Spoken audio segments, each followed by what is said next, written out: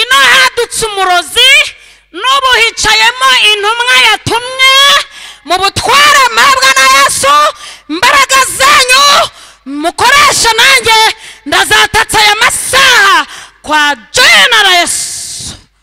Ndagutegetse rekura hataya imbaraga z'urushwima ndazishenye. Pera de poke tarabo retaya. Wowe wigeze gutwita inda urasama uyoberwa irengero ryayo, nibyo uheruka ufite ibimenyetso byo gutwita uyoberwa aho birengeye, birangira ubyimbye inda. Uyu murozi ahantu yakubumbiye mu rutare, aka kanya ngiye kohereza abashinwa barukuremo amabuye bagedopa rakarabosa.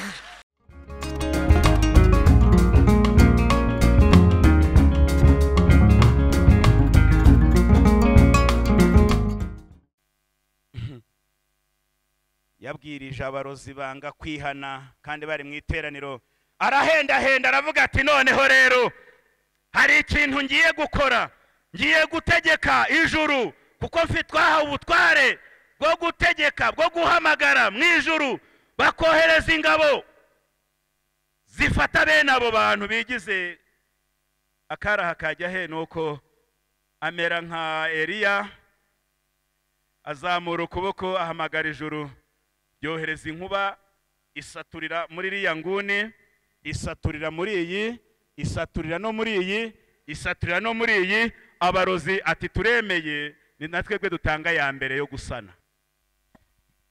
Icyo yanditse yaracyanditse ngwino. Uyu munsi nuba amaso plito uri bubone ubwiza bw'Imana, kandi uyu munsi nutaba inyanda urarya ku byo kurya Imana duteguriye. Data mu izina rya Yesu Kristo, shyigikira umukozi wawe, iri jambo rihaza imitima yacu mu izina rya Yesu, amen. Haleluya. Hari gemba numva nshaka kuririmba, nkibuka ko kuririmba hano Goreti amaze kuririmba natisiye biba bigoye, ariko ndumva naririmba wenda akantu gato. Mbese aho wamenye rya zina ryiza y'umukiza wacu Yesu izahora. Haleluya.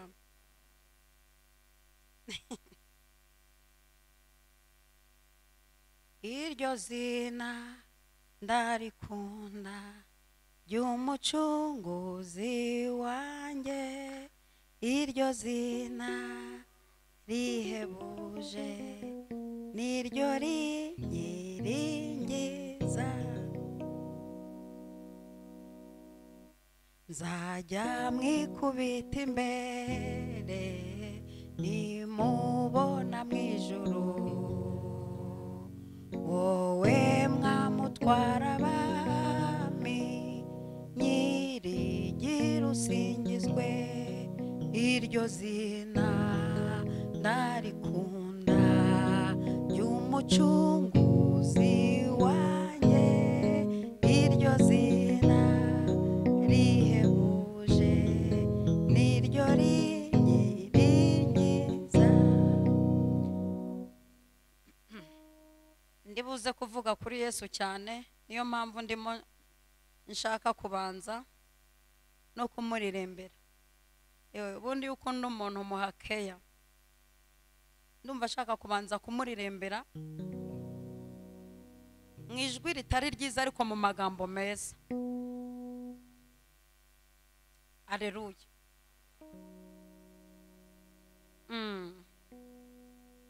Haleluya. Aracyariho Yesu, aracyariho, aracyariho Yesu, aracyariho. Urupfu ntirwamuheranya, aracyariho. Biganza bigaba amahoro, aracyariho.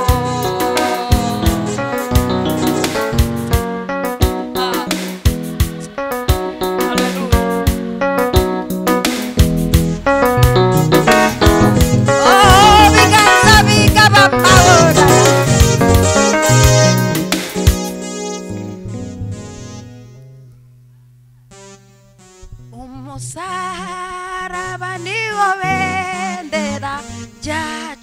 twebwe abari mu isi twemeye n'isoni zawo niwe utuneshereza.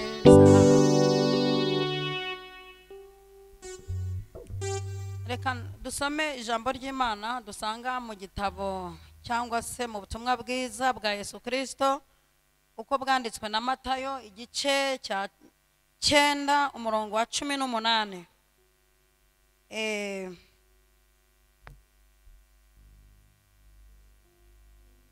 Matayo igice cya 9 umurongo wa 18.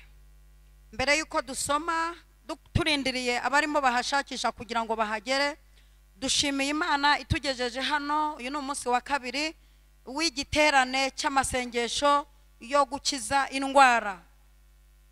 Shimiye abakozi b'Imana badutumiye kugera hano, Imana ibahereza umugisha. Nongeye gushima Imana kubw'umuhanzi Titus, nari mukumbuye, ndamukunda kuva kera tukirinza hare dukorera Imana, batureba bakavuga ko bitakunda tukanga tugakora, aho tugera bakabona tuberanye n'iminota 5 n'indirimbo imwe ntiducike intege, tujya mu biterane by'abantu batatu bugaca tugasubirayo, tukajya mu biterane binini bataha ntimwahakora, ariko ntitwacika intege. Imana yatureba iti nyamara nzabaha akantu, aho ikaduhereye turi gukora none nk'abahanzweho n'imbaraga za Roho Mutagatifu. Kuraje rero bana banje, nawe ndakwemera mu mavuta yo kubyina utambira Imana. Imana aguhaye ururimi ruragobotoka, iyo utambiye Imana ikuzimu hapfa intagarane z'abadayimoni. Abazimu batangiye kugenda ugitangira, n'izi saha baracyamanuka ikuzimu ntibaragira iyo bagera. Kuraje ijuru turaje turi byamage. Kuraje mugore mugufi y'ubyibushye, tuzakorera Imana haterera n'ahamanuka, tuzayikorera yadukuye ku ndya mbere tugaburira iratwambika, tuzayikorera. Ntabwo Debora tuzagaragaza icyuho cye. Debora ejo bundi yarapfuye acaho, ni umugore mugenzi wacu, ariko apfa abaye umusitari yica Sisera. Ariko ubu ngubu turi gukora mu kigwi cye, bya Sisera bizamura agahanga nkamena, bikazamurira mu mujyi nkahonda, bikazamurira mu cyaro nkamena.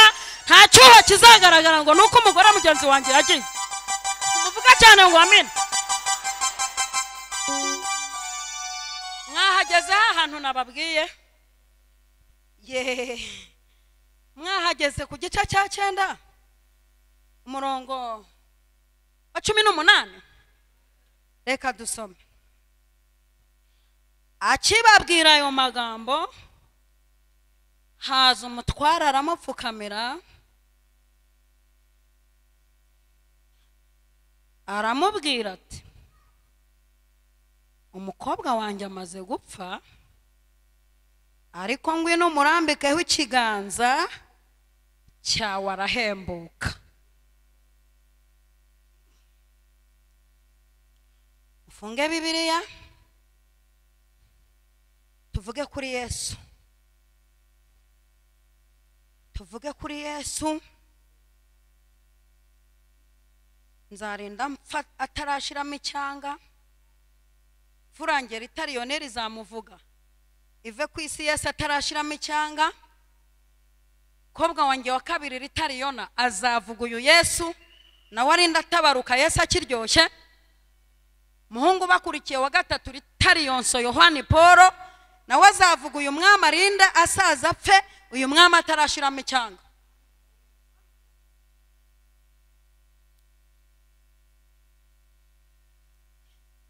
Icara wemye tuze unkurira ukuboko kwitamitama, nta biro byinshi ripima. Wicare nk'umuntu ugiye kwakira iby'Imana yavuze, bakaba bagura guciriyeho umugani ngo umaze igihe muri ibi bintu nta kigenda, kuko Imana y'ibigenda yaje aha hantu. Nimba warariye ideni humura, aya masengesho nakemura ibibazo. Imana yazanye ubundi buryo. Tugiye kuvuga kuri iki kiganza cya Yesu. Umugabo yifuje, Yayira aravuga ati, nimba waruje ukamurambikaho iki kiganza, cyawe ndabizi yakira. Reka twivugire kuri iki kiganza mu ngingo zimugize, mu bice bimugize, buri gice cyose kirakora. Ndumva ashaka kuvuga kuri iki kiganza umugabo yifuje, aravuga ati nubwo nsize agakobwa kanjye kameze nabi kenda gushiramo umwuka, ariko ikintu ngusaba nyakubahwa Yesu Kristo, nukuza ugafata ikiganza cyawe cyiza ukandambikira kuri aka gakobwa, ndabizi neza karakira. Ngirira urya n'amaboko abiri, twasanze ibanga ry'amaboko abiri hari ibintu binesheka twicaye ahangaha. Yatinzeyo nimba nta bintu ukenyereyeho, ariko unabikenyerayeho uyu munsi wabugowe, kuko ndi mu mwuka wo kubipfukunyuraho biri. Mane guha umugisha, manura amaboko yawe. Narose inzozi nziza kandi zigiye gusohorera muri iri teraniro. Ibimenyetso twabibonye tugeze hano amahoro. Imana ishimwe. Ejo narababwiye ngo nzakomeza igice cya kabiri cy'ubuhamya, nikiza ndakivuga, nikitaza ntacyo mvuga, kuko ndabibona ahantu nagicumbikiye, n'ahantu Imana yambwiye ngo senga iminsi 10 nkumenyekanisha. Naho hantu nabicumbikiye. Nyuma yo gusenga iminsi 10 ngo menyekanishe, ndashaka kuvuga kuri iki kiganza ibyavuyemo nyuma y'iminsi 10 kumenyekanisha kw'Imana. Ku bantu batajeje ariko mugira gutya ndebe umuntu utaruhara ejo, kugira ngo menye n'incumbukura ubuhamya. Wagira ngo abejo ntibaje, haje abasha. Ejo nababwiye ko nategereje umugabo imyaka 11 yarankoye. Imana ikajya imbwira iti mwana wanjye, uyu mugabo nzamukuzanira, niwe mugabo uzagiriraho umugisha. Abandi bandambagiza Imana iti have. Mugabo ufite umugisha wawe n'uyu mutegereze. Abanyabinyoma bati have. Siku Uwiteka avuze ko atari uwawe. Data wa twese uvuga bikaba ati n'uwawe. Araje arabangutse. Imana yambwira ngo araje arabangutse hagashira indi myaka nk'ine. Tariko tegereza, niwe mugabo nzaguheraho umugisha. Imana ibonye ko ntangiye kuzanamo ibintu by'ubwegakazi n'ubunyiginyakazi, irambwira iti banza usenge mbikumaremo. Senga iminsi 10, ndashaka kugutereka ahantu nkumenyekanisha, ariko abantu banjye bakabikiriramo. Nyirangiza iminsi 10, Imana impa impano zayo. Ariko izi mpano izimpa nabishakaga, ntabwo yazintsindiriye, narazishakaga. Nigeze kubwira Imana nti Imana, hariya zamuyira ko hari ububyutse buri muyira, abantu bakajya baca hano bagenda, abashaje ababyibushye, biriya bintu bajya kureba wabinshizemo, hanyuma abantu bakajya bagarukira hafi. Impano zayizinshiramo nyinshi zitandukanye. Iyo mbivuga abadukurikiranye bose, bamwe barabizi kuko bajyaga baza bagakirira indwara kuri ubwo butaka bw'Ibutara aho bita Ikibabara. Abandi bakaza bakahatabarirwa, abandi bakaza bakahavugira bari bafite ubumuga bwo kutavuga, abandi bakaza babahetse bagataha bigenza. Aho hantu ni Imana yanteretse, inyibagiza ko nagumiwe, inyibagiza ko ntegereje umugabo imyaka 11. Ntangira kujya nsengera abantu, nabona umuntu akize nkabona nibyo biryoshye kuruta kujya gushaka.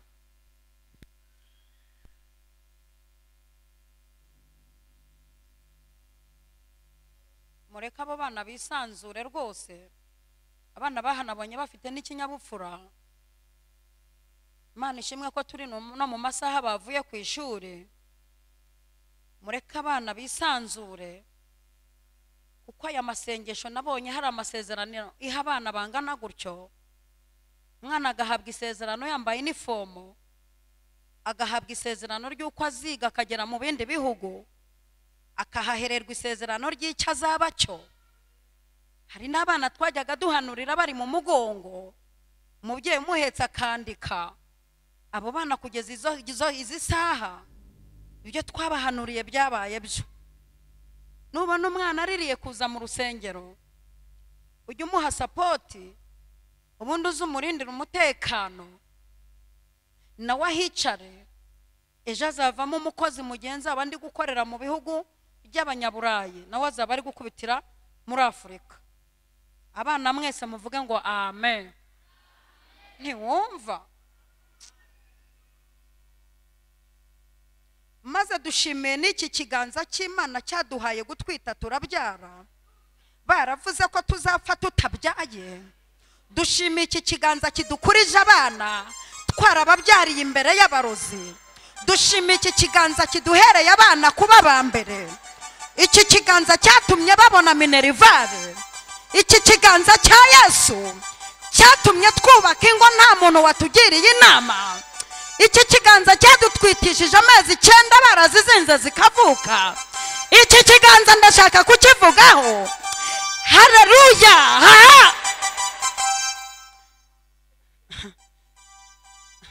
Ndaje mvuga ikiganza cyatuvanye mu cyaro kikatugeza muri iriya migi, cyatuvanye ku nzara kikaduha ibiryo. Ikiganza cyadusize kikatunozegereza. Ikiganza kidutunze bamwe batazi kuvuga ngo bonjour Louise, bonjour Thomas, où vas-tu Monique, où est Cécile, Corinne, tu viens avec moi, d'accord? Ikiganza kidutunze tutazi Icyongereza. Iki kiganza kiduhaye imishahara tutarize. Iki kiganza kidutuje hagati nk'ururimi tukabaho. Iki kiganza kitugendesha mu birere, kikatunyuza iyo butaka tukanyura n'iyo mu mazi. Iki kiganza cyaturokoye urupfu. Iki kiganza cyadukuye muri bomboni twaraze. Iki kiganza tera haleluya cyane.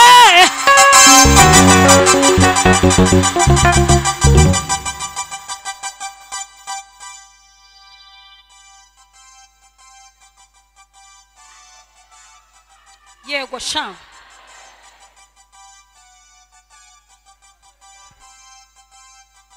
Reka mvuga icyiciro cyo kwizingura ngashaka ubundi nivugira ikiganza nsenge nirukane indwara mu bantu. Nyakubahwa pasiteri, ubuhamya ngira sinteganya gupfa vuba. Ububona ndi mu bantu bazamara imyaka irenze 100.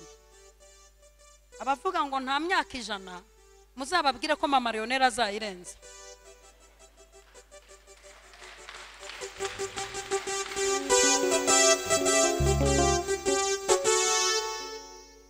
Reka nze gato nyarukire mu bihamya, mvuga ubuhamya bw'uburyo navuye mu bukobwa ngashaka. Munsi umwe muri ubwo bubyutse bwari ku rusengero. Urwo rusengero navanye ibirenge ku butaka mbona Uwiteka Nyiringa barangurukije. Urwo rusengero inkuba yamanukiyemo ikasa urusengero abarozi bateranye banze kwihana. Urwo rusengero nagiragamo icyumba cy'abarwayi nk'ibitaro, ariho nibera narituye Imana. Reka mvuga umunsi umurozi yampamagaye mu izina ry'Inyarwanda mu gitondo cya kare, turebana gutya amaso ku maso, akampamagara ati Nyirabagenzi ntikarame nunshaka n'umugabo nzapfusha imfura yanjye. Ndamubwira nti nzagushaka n'umugabo.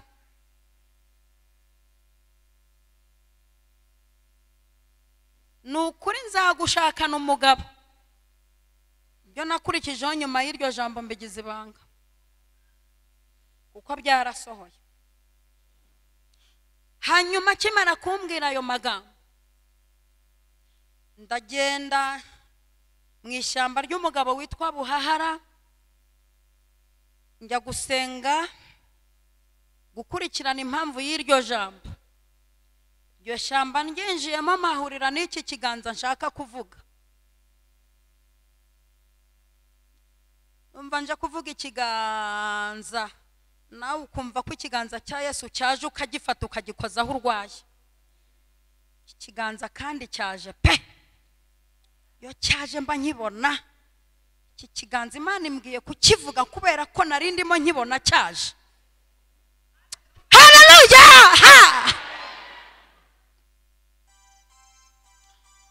Ndagenda umunsi wa mbere nicara muri iryo shamba, nigira umwamikazi w'ishyamba. Buri impamvu kiririra abantu mujyana gusenga, ntabwo ikigeragezo kiragukanda ubwonko ngo ute kontrole. Hagarara mu iguni ry'ishyamba ndavuga ngo mu butware mpabwa na Yesu, ibikoko byagiye biguma aho byagiye, ibiri mu myobo bigumemo, nigize umwamikazi w'ishyamba. Munsi wa mbere ndasenga, munsi wa kabiri ntangira gusengera ibyifuzo. Naragiye kubaza impamvu iryo jambo umurozi kaza rivuze. Ku munsi wa gatatu nk'aya masaha, ubundi nkunda gukorera mu masaha izuba rirenga, kuko iki kirengarenga ngifiteho amakuru. Ndaje mu kanya izuba ririmo rirarenga, rigende rirengane n'ibintu byose bimaze iminsi biguhangayitse. Turaje tubihira izuba bigende birengane.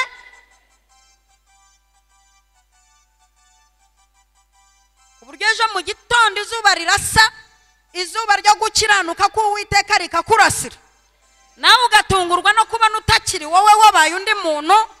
Noneho batera ikorasi ivuga ngo izatugira ukundi kuntu, ubone wabaye ukundi kuntu. Ngirira utya rero ya mwaraziteye bihagije, no mu kanya turaje tuzitere. Nk'aya masaha ngiye kubona manura ikiganza, nk'aya masaha ngiye kubona mbona Uwiteka nzaniye ekara nini mu ishyamba, mwiyerekwa. Mbona ifoto ya wa murozi, semana ibi bintu ari kubicurangamwo kabyaramo. Mbona ifoto ya wa murozi kazi wambwiye ko ntazashaka. Mbona ibipande bitatu by'imyenda yamanitse mu cyumba cy'uburiri bwe, aho yanzingiye avuga ngo sinzava kwishiga. Mbona ibipande bindi aho babijyanye mu bakonikoni bakaze bo ku Gikongoro. Iki kiganza cy'Uwiteka nshaka kuvuga kirambwira kiti, mwana wanjye muri iki gitondo zamuka ngikiri icyumba wazingiwemo, bararahiye ngo ntuzashaka, nguhaye ubutware bwo kwimanura. Ubu ngubu mu buzima bwanjye nta murozi wantera ubwoba.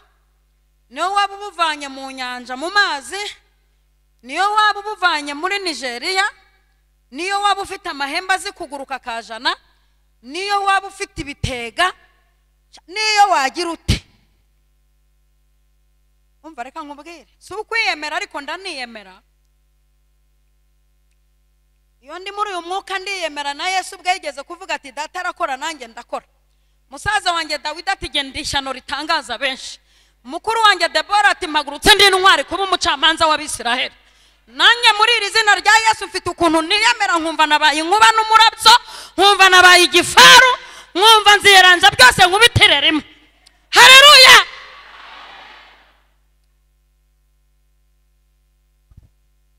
Ndazamuka kw'Imana imbwiye ngo njye kwimanura. Nzamukana n'iki kiganza gitumye urokoka amarozi angana kuriya.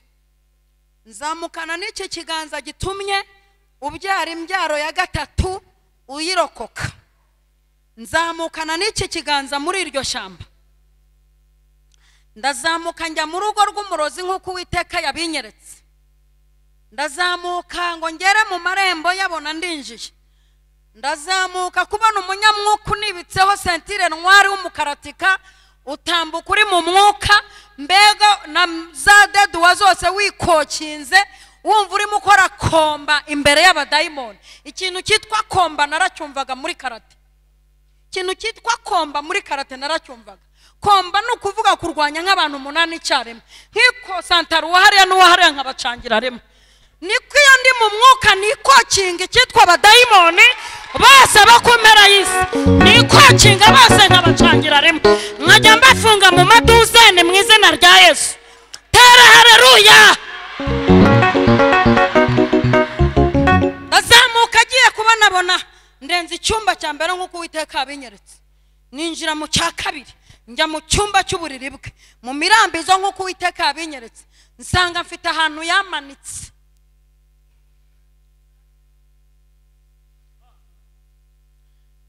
Nsanga amaze iyo myaka yose manitse sha, kombo umugabo yarankoye, amafaranga arahari, inzira ahari, amadolari arahari, ibintu by'ubukwe ntibikunde, naho manitse kuri parafu y'umurozikazi. Aho niho naherewe ipeti ryo kuzingura abakobwa, aho niho naherewe impano yo kuzingura abantu, n'izi saha ndabazingura. Ndaje mu kanya dukore cyo bita kuzingura. Ndaje mu kanya Uwiteka murebe uburyo abahambura. Nushaka ube warazingiwe mu giti, turohereza inkubi gikubite, umva umanuke. Nushaka ube warazingiwe mu butaka, turanyuzayo umuvu, umva biravayo. Nushaka ube waramanitswe muri parafu, ndoherezayo imbeba y'inkunguzi, gende bivanayo.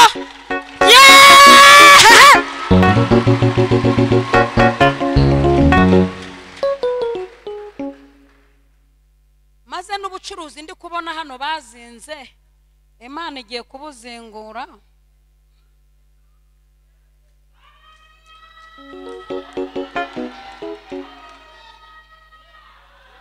Maze n'amazina yanyu badongereye, Imana igiye kwazingurira muri iri teraniro.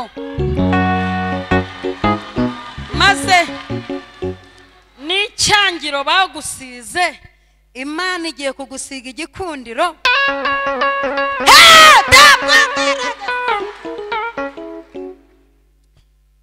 Ndagenda ndabireba ibyo bipande biho birereta, yajyaga bifata igihe akabikubita byakwizunguzaho, ndi nkumva mfashwe n'indwara, byahagarara ngakira. Abanyedini bahaza amahoro yabo bakavuga ngo kari agakobwa kagenze henshi buriya ni sida y'ingande karwaye. Ariko igihe kiragera mwene Karisa na Marigarita Imana inyohereza mu rugo rw'umurozi, kandi ubu tuvugana ndumva natatse ingo z'abarozi, ndumva nzatatse. Aya masaha natatse ingo z'abarozi, sinatatse nye. Aya masaha natatse abarozi, aya masaha ndabatatse. Ibintu byose babaroze muri iri teraniro ndabibasubije, amahembe baboherereje nayo ndayabasubije, ibitega baboherereje ndabibasubije, inyatsi n'imyaku babateje ndabibasubije, karande babaroze ndazibasubije, iyi myuka baboherereje ndayibasubije. Pero beso kerebo shake tutaya shake pokarabo shake teke. Ibyo bakoresha baterekera ndabimenaguye, indaro zabo ndazimanaguye, ubwami bwabo ndabwatatse.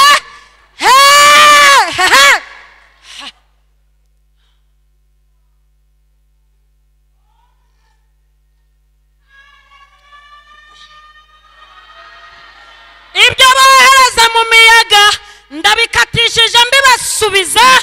Aya masaha imbaraga z'abarozi n'abakonikoni ndabibashubije kwa jina la Yesu, kati kwa jina la Yesu.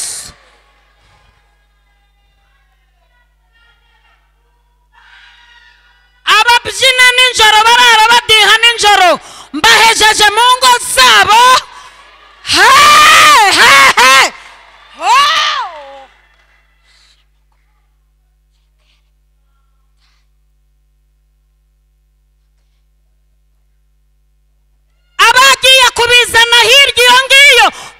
bagejejeyo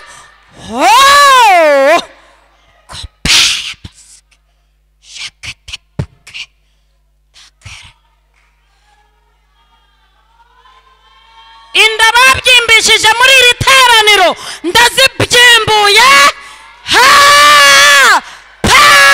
para de saya sheke. Umuntu ufite ikibazo cyo kubyimba inda muri iki gice ahaguruka. Aha ndi kumwumva hituza hano. Imana irakunyeretse. Ufite ikibazo cyo kubyimba inda tambuka wihuta gira hino. Nabo muri iki gihanda Uwiteka anyoherereje nimuhumure no hanze Imana nigira uwimishurira naho ndajyayo. Tapokere mutondo umurongo hano mwashizemo metero. Tapokere kandi tabokire bosaya ino hadutse umurozi n'ubu hicayemo intumwa yatumwe mu butware mpabwa na Yesu. Imbaraga zanyu mukoresha nanjye ndazatatsa aya masaha kwa General Yesu. Kopa yarapo mushyiremo metero ubundi bareke uko bahagaze. Tepokere desaya teki sha. Ahangaha hasigayemo umugabo mukunda kwihagararaho abagabo. Ujya ugira igihe ubyimba inda ukumva yabuze amahoro. Tapokere nawuze iyo nda yondi byimbuke kuko ni ibintu bohereje. Teke rapa yasaye retato ke shiribasango hota retetete ndagutegetse rekura hataya. Imbaraga z'urushwima ndazishenye. Pera de poke retakire bosaya ndataka ubwami bw'abadayimoni. Imbaraga z'abarozi zibyimbisha inda rete pokere desaya retire kare bosa shaya. Wowe uretse no kubyimba inda bari barakoherereje umwuka w'ibisazi. Uwiteka kurinze gutoragura amasashi ku mihanda niko Uwiteka avuze. Tarabo retaya. Wowe wigeze gutwita inda urasa muyoberwa irengero ryayo. Nibyo uheruka ufite ibimenyetso byo gutwita uyoberwa aho birengeye birangira ubyimbye inda. Uyu muroza ahantu yakubumbiye mu rutare aka kanya ngiye kohereza abashinwa barukuremo amabuye bagedo pa rakarabosa abopare bosike shaketara bosa tekitara bosa sherekerebo. Uwiteka arambwiye ngo akurinze gupfuturitse.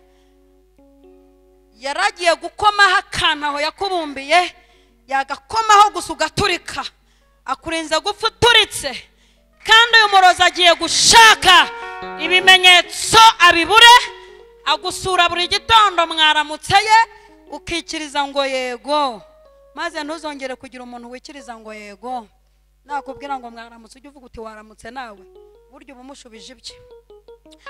Mana wamamagariye uyu murimo.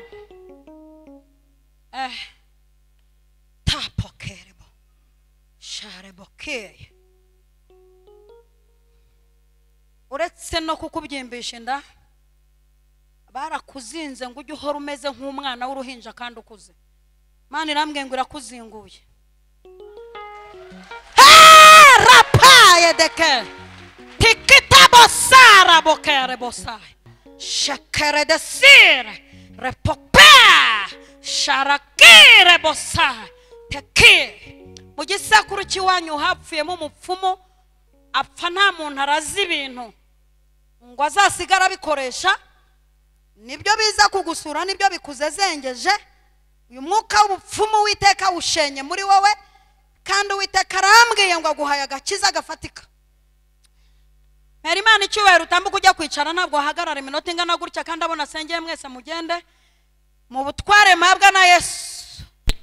Shepaye kerede teke tutaya teke shayeke. Ufite icyifuzo cyo kubyara? Nta rugo ufite rega cyakotaya kabukunda abana mu rwego rwo hejuru. Nuwo nguwo wari ugiye gutahira umwana umwe, ariko Imana irambwiye ngo hari umuntu wagukozeho ubufindo. Yagukozeho ubufindo yivuga muri karitsiye nk'intare ishaje, ahora yivuga akanabyirahira akabyiyemeramo. Aka kanya imbaraga z'Uwiteka zimukozeho. Para desaye kere bosa shepokire desaya. Hari ibintu yayoye wabyaye, ibintu yayoye Uwiteka bifushije ubusa. Yakwikundishijeho arakabya ariko afite target. Hari imbaraga yakoze uvuye kubyara, hari ubukonikoni yakoze ariko ibitabo by'abakonikoni ndabitwitse.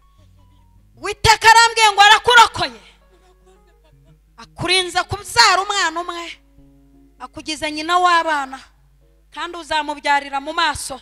Imana irambwiye ngo ikintu cyose azongera kugerageza gukora ntabwo kizakunda, niko Uwiteka avuze. Shabokere desaya tutaya tekere bosaya ke tikere bosango taye tekeye. Dore bakoherereza amahembe yaguhanduye umugongo, uhora urwaye umugongo. N'ubu wabyukijwe nuko wumvise ko hari Imana iri bukiriza aha hantu.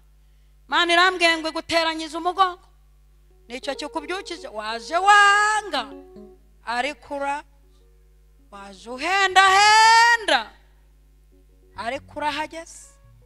Imana irambwiye ngo iguteranyije umugongo, kandi dore Imana irambwiye ngo iraguhanduye.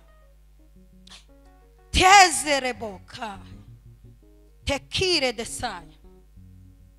Imana irambwiye ngo igukijije diyabete.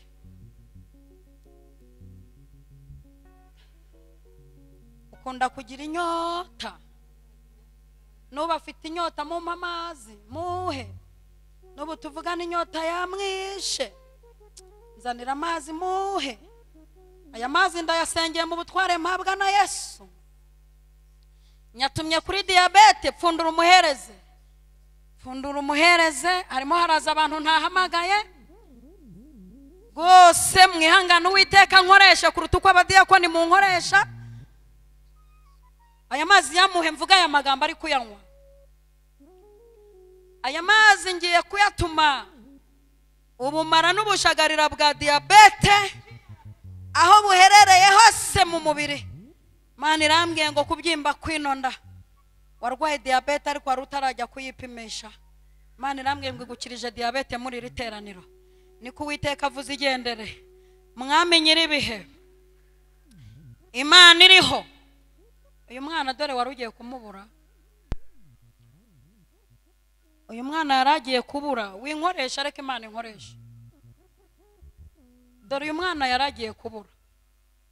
Imana irambwiye ngo kuba yageze muri iri teraniro, kuba iki kiganza kimukozeho, uyu mwana ntabwo akiburiwe irengero. Uyu mwana dore hari indaro z'abadayimoni bamwicajemo. Uyu mwana hari indaro bamutambyemo. Nuba ajya ahekenya amenyo, uyu mwana arara nabi. Uyu mwana afite n'ibintu bimuniga mu ijoro aryamye. Ese nta makuru bifiteho? Nawe urabifite? Imana irambwiye ngo imukuye mu gitambo aho bamutambye, imukuye mu bitambiro by'abarozi, imukuye mu bitambiro by'abakonikone. Kwa jina la Yesu, uyu mwana mwambuye Satani, uyu mwana mwambuye abarozi, uyu mwana taraboserekeye tuta ndavunagura aya masanduku. Uyu mwana izi ngingo niziteranywe mu butware mpabwa na Yesu. Aya magufa ndayateranije mu izina rya Yesu. Bohereje imbaraga zimumenagura amagufa ngo ahinduke debile. ariko aka kanya umukirije muri iri teraniro azaba umuntu ukomeye, azatangaza benshi, azatungura benshi. Niko Uwiteka Nyiringabo avuze. Tapokerebo sharabo sangerebo tekire bosaya. Ubwonko bw'Uwiteka arabugaruye. Yo, bitekerezo bye bari barabijyanye, Uwiteka arabigaruye. Yarameze nk'irobo yigenza, ariko Uwiteka amuhaye kubaho. Uyu muntu yamukoze mu kiganza avuga amagambo menshi, amukora muri iki gihanga mudongera amagambo menshi. Nanjye mudongereye izina ry'Uwiteka, iki kiganza cy'Uwiteka, imbaraga z'amaraso ya Yesu, nanjye mudongereye muri ubwo bubasha. Mu izina rya Yesu Kristo wanesheje isi, ndategeka imbaraga. Ngwino hano.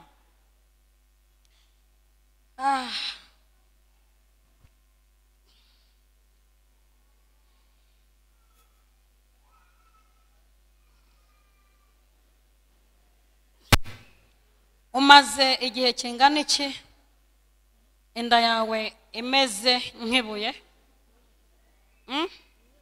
Umaze umwaka inda yawe imeze nk'ibuye.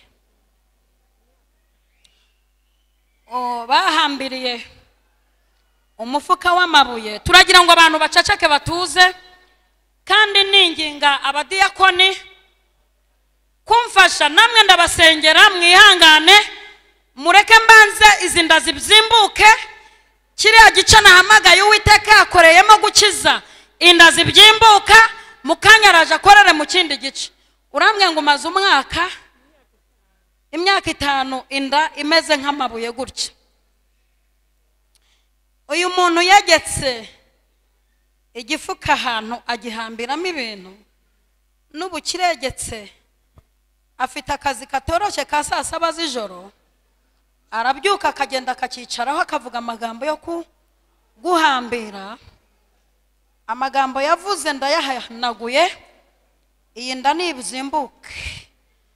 Iyi nda nta nubwo ari urushwima nk'uko Abanyarwanda bavuga, ahubwo uyu muntu yigize umuhanga. Uyu murozi yaradutse ino uroga urushwima, agize ingorane nanjye ndadutse, yiharaje no kuroga ibindi bisa n'urushwima atari rwo. Ndamenaguye, ndatembagaza pera basaya, mbihinduye ubusa, kandi mu minsi 3 yiyumvemo guhambuka kudasanzwe mu izina rya Yesu Kristo. Amen. Abantu bose narambitseho ikiganza bagende. Mana Nyiribihe, ivuga bikaba, itegeka bigakomera. Aka kanya ndategetse imbaraga zihambura n'izimuhambure. Nta kibazo ufite, nta kibazo cyo kubyimba mu nda ufite. Niko Uwiteka ambwiye. Uwiteka arambwira ngo nta kibazo cyo kubyimba inda ufite, naza kumpishurira ikibazo ufite ndaguhamagara.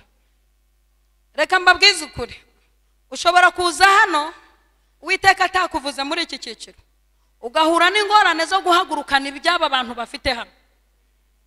Nimba nta kibazo cyo kubyimba inda ufite, subira hariya mukanya ndagusengera mu cyiciro cy'ikibazo ufite.